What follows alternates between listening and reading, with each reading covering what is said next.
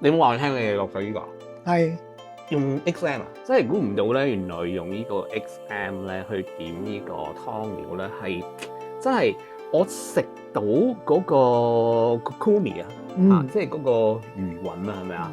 同埋啊，同你傾下都10零分鐘啦，到而家咧嗰個肉嗰個鮮味咧仲喺我個口裏邊啊！呢個咪就係滋味咯。哇，黎師傅有湯飲咁正！梗係啦，你成隻花膠一攞落個口啦。喂，不過咧，我真係想問，平時咧飲湯咧，通常就係飲晒嘅。你湯渣咧，由細到大咧，佢哋話唔好啊，冇益啊，冇咁好啊，係咪啊？咁啊，但係我哋呢個有煲湯豬肉啦，其實我中意食。但係呢，有個問題想問下，因為咧煲湯豬肉咧好多時咧，我哋就係點豉油啦。但係咧會有陣時出現一個情況嘅，等我試下先，又話俾你聽咩情況。又係呢樣嘢咯。第一個豉油味係有鹹啦，然後第二咧，我一食落去咧酸味嘛。係咯，你知咁講。係啊。跟住點解咁得意嘅？你點下呢個先啦。呢個？係啊。OK。呢個唔係辣椒豉油嚟嘛？呢個唔係。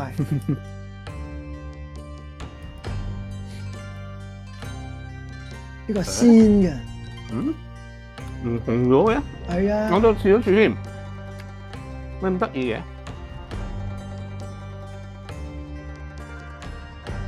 你冇話我聽你落咗呢個？係。用 XM 啊？係。哦，點解嗱食咗出嚟咧？好明顯，佢冇頭先嗰個咧酸味啦。同埋第二咧，我中意一樣嘢，我到而家咧，頭先呢個我食唔到係嗰個煲湯豬肉嗰個味嘅。但係反而呢個咧。我食到，因為佢蓋過咗啊！呢個我係食到嗰個肉嗰個鮮味，點解咁得意嘅？嗱，咁我解釋下俾你聽啦。咁我繼續食。嗱，其實大家你要知道咧，呢個豉油係用咩做嘅咧？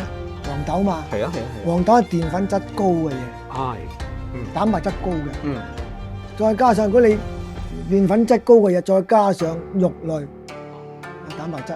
哦。個蛋白質高嘛，咁你再預蛋白質，或者係調翻轉節瓜。佢係木質嘅嘢，再點翻澱粉質嘅嘢，佢就會有酸味出嚟。哦，而家你可以試下㗎，有酸味嘅。但係如果你點油鹽水咧，佢就冇酸味嘅喎。你講試下點呢個？係啊，因為佢嘅製作過程係唔同啊嘛。佢呢個係用呢個黃豆啊嘛，黃豆佢又提煉出嚟咧，佢有呢個澱粉質好重啊嘛，再加上蛋白質嘛，蛋白質再撞翻呢個節瓜啊、肉嗰啲蛋白質嘅嘢咧，佢就會大酸喎。嗱，舉個例咁講啦，好似你譬如煲一個西洋菜豬肉湯啦，點解落多啲豬肉嘅反而啲湯會酸嘅咧？就因為啲蛋白質溶解曬出嚟喺湯度。哦 ，OK。咁尤其是隔夜之後入咗雪櫃，隔日再拎翻出嚟咧。哇，仲酸嘅。係啊，所以啲人話唔好飲隔夜㗎啦。係啊，因為你蛋白質過咗雪櫃之後咧，越多咧，佢就越酸味越重嘅。但係佢唔係變嘅酸味，係蛋白質嘅酸味。所以蛋白質係好多人感覺唔到，蛋白質好多人知，但唔知係點樣味嘅咧。其實蛋白質係酸嘅，氨基酸嚟噶嘛。蛋白質係氨基酸轉化噶嘛。明白。咁所以咧，你呢個咧就會酸啦。我又醒起啦，即係嗱，你嘅背景啦，頭先都講過啦，你太爺咧係呢個宮廷御廚啦，咁變咗我見你喺好多你嘅烹飪上咧，都係咧秉承咗咧，即係屋企傳落嚟嗰個風格嘅。咁以前宮廷咧，佢哋係有啲藥膳嘅湯嚟嘅。係啊。到我哋今日用呢個咧，有少少唔同，但係咧係咪都係講緊係追求味道咧，好和諧嗰個理念嘅？係㗎，其實中國人最中意飲湯。係啊。因為煲湯嘅時間，肉類入邊嗰啲，唔好淨係肉類啦，嗰啲湯料材料啦，嗰啲入邊嘅無論係蛋白質啊、營養價值啊，嗰類嘅嘢咧，全部溶解晒啲湯度。咁所以咧，湯水對老人家亦更加容易吸收，吸收到嗰個營養價值。係。所以就宮廷入邊咧，皇帝通常嚟講咧，佢日日都有湯。哦，今日嗱，我長知識多樣嘢啦。即係如果我哋平時大家都會去煲下湯啦，咁以後我覺得其實唔好嘥咗煲湯嗰啲料。咁當然啦，你最重要就係要識得去揀，你用咩去煎啦，係咪？即係用咩去 dipping 啦。咁我其實覺得今日用咗 XM 呢個咧，打破咗我以前就係點個豉油或者荔枝豉油嗰個概念。真係估唔到咧，原來用呢個 XM 咧去點呢個湯料咧，係真係我食到嗰個 kokumi 啊，即係嗰個餘韻啊，係咪啊？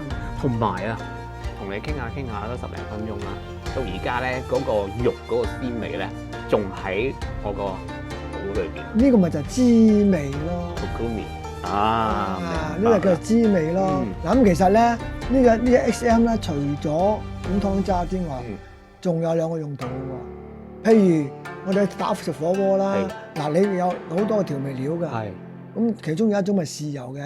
但你火鍋豉油咧，有時你會酸嘅。